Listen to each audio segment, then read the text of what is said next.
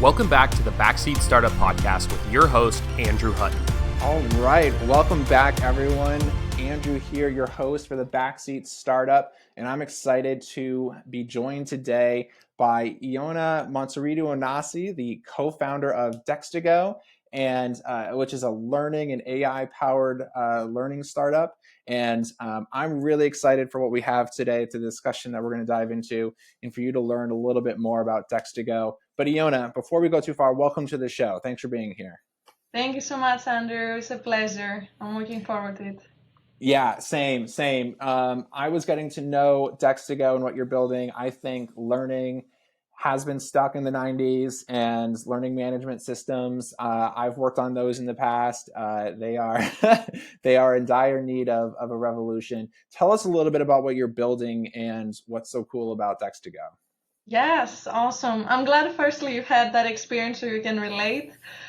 Chief learning officers come to us because they really want to develop more A players, and they want to develop them through soft skills training to achieve higher rates of productivity.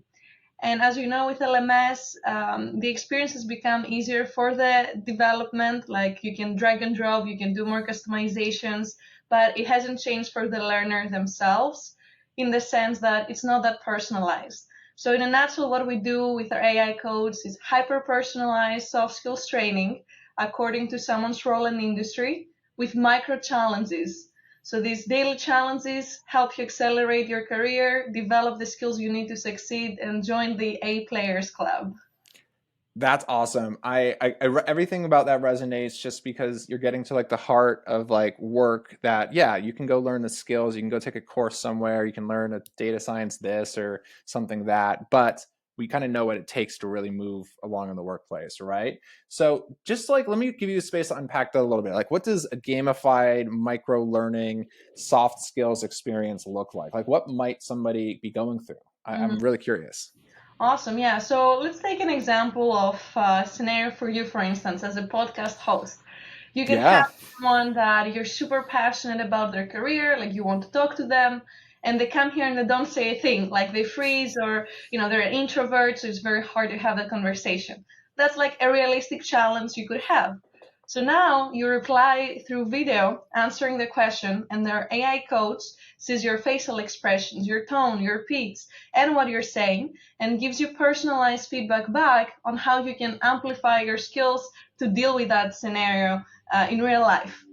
So you can imagine if you do a lot of these micro challenges every day, you become so much better when they happen, and it's actionable learning. It's not just theory. It's not just you clicking next on a course and just saying you did it. You actually become much more ready to go get it. I'm glad I asked, because, if I just look back at my career, and I think anyone who just, who's been in the workforce for a minute and looks back, you realize the things you're good at, it's because you got thrown over probably into the deep end to go manage a person or deal with clients, and like all the things that you might think you're good at. It's because you just did it poorly for a long time, and you got reps in and you learn by doing. And I think when we get, in a lot of cases, we end up just getting kind of comfortable and we don't push ourselves as much, and we're just, I don't know, like, I think that's going to be amazing. Where did this idea come from? Like again, I kind of know a little bit of your background, so I think this is an exciting story. Like, how did you come up with the startup idea? Absolutely. So my background is in HR and talent development. I've done a lot of research with talent experts on high potential employees, A players as I call them, what it takes to develop them and retain them in an organization. And also through my experience working as a VP of People at Aptivio, which is another revenue AI startup, I realized that this is extremely hard to do in a remote setting. Like behind the screen, you get all these young professionals come in, they can't live enough experiences as you're describing to get to that level of understanding of how to negotiate, how to collaborate with diverse teams, how to close a deal. All these soft skills that we need are now taken away because they don't see others in action. So the best way to do that is by engineering those challenges in a controlled environment, still in a very Gen Z gamified, so you get rewarded and it's like fun colors. It creates an environment that is actually conducive to learning, so that they want to do it and they see AI as their friend and not their enemy. And also it creates a safe space because now they can ask questions to their coach rather than just going to their boss and saying, hey, actually I did this mistake, or that moment when you don't want to admit you failed because, the negative connotation that it has. You can do that safely within the app and just keep developing. I think that's one. I love stories where you were the customer, you were the head of HR, you saw the need, you said, let's build this. And second, I love that the learning platform is married to an AI coach.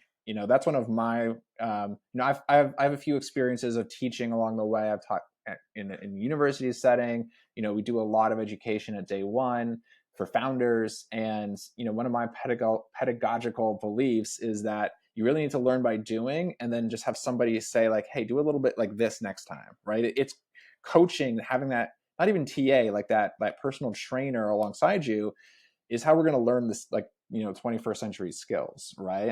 I feel like you're leaning into that methodology. Yes, and AI can really be the matchmaker, like connect you with the best mentor, with the other people that have the same needs, so you can develop by playing games or just talk with each other. So let's say you're good in teamwork, I'm good in communication, like we get matched and help each other grow. And that's what I think is the future, just community-led growth, as we say. Absolutely. Yeah. Too. It's not just you and the teacher, just you and your book. It's just everyone together uplifting each other and developing as a whole. That's awesome. So we could talk all day about this, but we're going to get to the second segment. But last question, where does Dextego go next, or where are you, and what's sort of that trajectory that you're on as a business? Yes, so we're a pre-seed stage startup. We're raising right now. We're doing fundraising. We're hiring many more devs so we can accelerate our product roadmap. And our goal for end of year at least is 1,000 users. We're very close. We're at 660. Sorry, so we're going strong. Wow. And we'll exciting. get through partnerships and through doing events like this, connecting with like-minded people and spreading the word. That's amazing. I love to see the messy middle, but you are well on your way. That's really exciting. Okay, let's switch gears to the meat and potatoes, as I like to say, of our Backseat Startup Podcast, where we give advice to you, the listeners of this in the entrepreneurial world, by taking questions and I said earlier, cries for help from real life folks who have expressed themselves on Reddit. So now I'm going to go navigate over to the Wild West, that is Reddit, our startups, the subreddit here, and I was perusing. Everything is kosher, everything is good, and there is some really interesting ones. So here, I'm going to peruse through a few. Ioanna, you kind of stop me when there's something interesting. So maybe let's get a couple out there. So, what do you want out of a startup founder dashboard? That seems specific. When I read this question, it's actually a little more interesting, which is how do you kind of keep track of all these moving pieces that are happening every day? You have hundreds of tabs, you're like in Slack all day. How do you keep track of just like what's going on, so that you're just not context switching? I think that's an interesting angle. Today's episode of the Backseat Startup Podcast is brought to you by Seed Scout. Seed Scout is a cold outreach alternative that relies 100% on an autonomous double opt-intro system. Log in, pick a plan, and request intros to investors at ease. On Seed Scout, know what investors are active, which ones have recently engaged, and send intro requests to ideal investors with a click of a button. Once connected, carry on the conversation over email and feel free to take it off platform. Now, back to the show. I don't think this question is the right one, but you know what we're getting at. So for everyone listening, I know that, yes. What do you want out of a startup dashboard? How do you keep track of all these moving pieces? Yeah, please. I think it depends on the stage, but I'll speak at least for pre-seed to Series A. Like pre-seed, really, your main focus is getting sales and fundraising, and it's the chicken and egg. Like you need sales to fundraise, and you need to get that fundraising in to be able to expand your sales. But I think everything starts with that. Like these are the two main goals, and behind that you have sub goals, right? Like to get to the number of sales, for instance. Have you done your financial projections? Have you gotten into understanding your ICP? Like, have you done focus groups? So I think where founder gets lost is when they focus on the sub goals for way too long rather than the main goal. Because there's so many ways you can go about both of the two things I mentioned. Like you can fundraise from angels, from VCs, crowdsourcing, etc. But as long as you just try the different like ways pretty fast, I think you can understand what's working. Like when you're not laser focused on the main goal, I think is when that dashboard can get derailed super fast. Yeah. I feel like underneath this question is like you can either be on the right side of how you get focused and you just know what to do, and it's not a tool at all. It's focus. It's just kind of knowing the steps and stages of as a startup. And then the other side is just like continuing to get lost in the tons of data, tons of tasks, tons of whatever. When I was working at Human Ventures, so before I started Day One, I was at a venture studio. And one of the qualities that we were looking for in any founder we worked with was the ability to focus. And it wasn't just focus like I can tune everything out and work for 10 hours.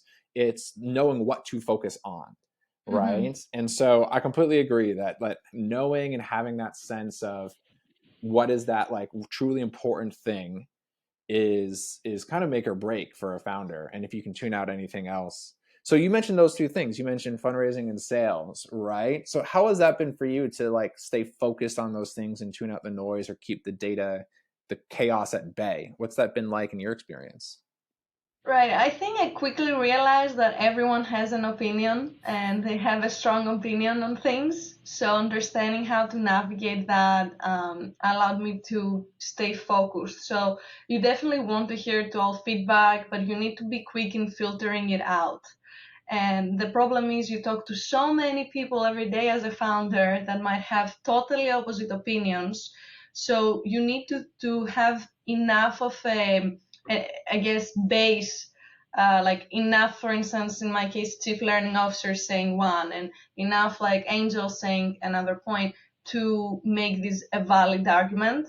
So a lot of founders I've seen like hear one thing and then change their strategy fully because they're so sure that where the advice came from, that means is right. But unfortunately, I think investors sometimes are way too far from your shoes and vice versa. So you kind of have to meet in the middle. I've experienced that. I've seen that probably more times than I can count.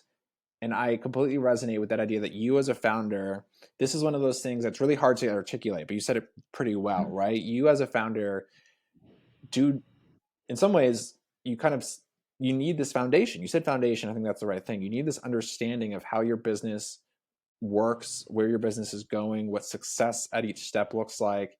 And frankly, I'll tell you, just my experience with that is I was definitely overconfident earlier on in my career, right? And we all were probably, where you don't really know what you don't know. And maybe you want to show up really well. So you just do things, you fake it till you make it. Maybe that's how it goes. And it's how we all grow. But I know now, having like looked back with like cringing on how much I was like uncertain, like all the things I didn't know about these early stage steps. So how would you suggest a founder gets that understanding as quickly as possible, right? Like if you have it, great. If you don't have it, how do you get it? Well, that's a very deep question, and I don't necessarily have the answer because I myself was so pissed at the beginning when I couldn't find a lot of information on questions I had. And you do, accelerators, you go to all these online resources, and they're great, but at every step you take as a founder, you have a different question and a different thing you don't know. So studying, it's the same thing with learning that I mentioned that we're doing Dextego. I think we need Dextego for founders only because it's so personalized. Like I had some legal questions, for instance, that I couldn't just ask, okay, pre-seed, top, but like lawyer questions or things like that. It's too specific. So I think it's just about being resourceful, and having that one key person that you trust for each area. Like I have someone I go to for sales questions, for marketing questions, or else you get stuck in the in between where people give you feedback that is not for you. So it has to be someone that knows where you are, understands your value prop, and where you're going, to be supportive in that so you don't get lost. I love that. The personal board of directors, right? Mm. Like the people, and you added everything. It has to be personal. It has to be folks who understand both you and your business. And then even then there's probably going to be some trial and error, right? Of exactly who gets what you're doing, right? And so that's kind of what makes this fun. There's definitely no simple answers.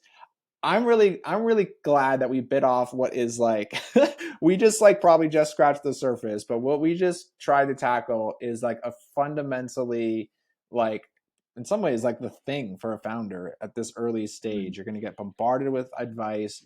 How do you know what to listen to? How do you know what to focus on? I think you threw out a lot of great suggestions. Have those board of directors, those advisors that aren't too many, that are trusted, that are personalized. I'll please, You. yeah. Sorry. No, and have faith in you. Like it's fine if you don't know everything. I mean, entrepreneurship is all about taking a risk anyway. You might as well take what you think is a risk versus someone else. Yeah. And every successful person always comes back and says, I did all these mistakes, I made all these wrong choices. So that I always remind myself is like the status quo. So it's okay. And it's a long journey, right?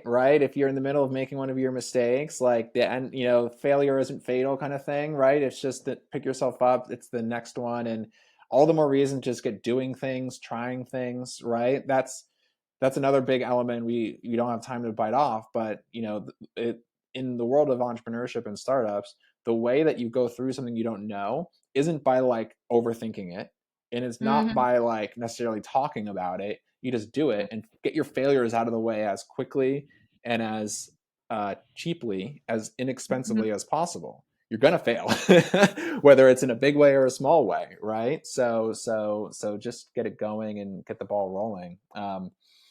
Yeah, lastly, an advice I got recently is like, also no one cares. Like, for instance, now no one even knows us, right? Apart from like the small community that is aware.